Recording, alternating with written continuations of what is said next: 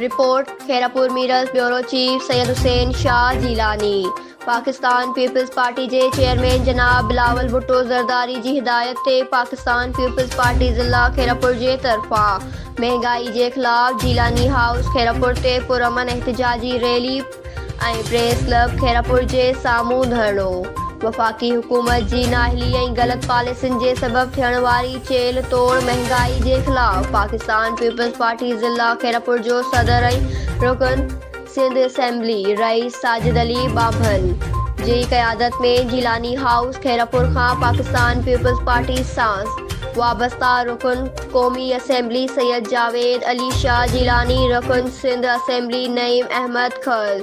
रुकन Sindh assembly Munawar Ali Wassan, PP party Sukkur division general secretary Syed Bachal Shah, PP party ज़िला Khairpur secretary इत्तलात Ali Sher Makool, PP party senior रहनुमा नज़र मोहम्मद गाहो, मज़हर हुसैन मंगड़हार, MNA पीर फजल शाह जिलानी जो साहिबजादो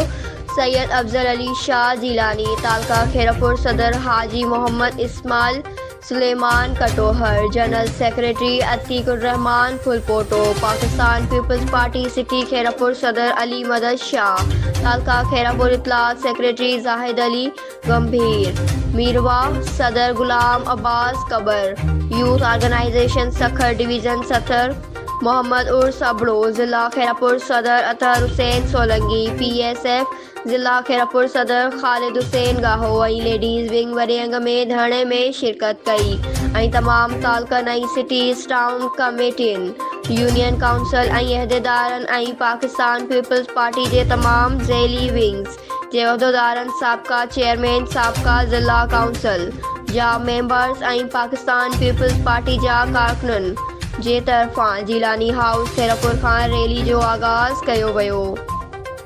अवामी वॾे अंग में प्रेस क्लब खेरापुर जे साम्हूं धरणो ॾेई वफ़ाक़ी हुकूमत जे ख़िलाफ़ सख़्त एहतजाज रिकॉर्ड करायो। एहतजाज में एहतजाज कंदड़नि चयो त इमरान हुकूमत महंगाई करे आवाम जो जीअण जंजाल करे छॾियो आहे ऐं अवाम सख़्त परेशानीअ खे मुंहुं ॾेई रहियो आहे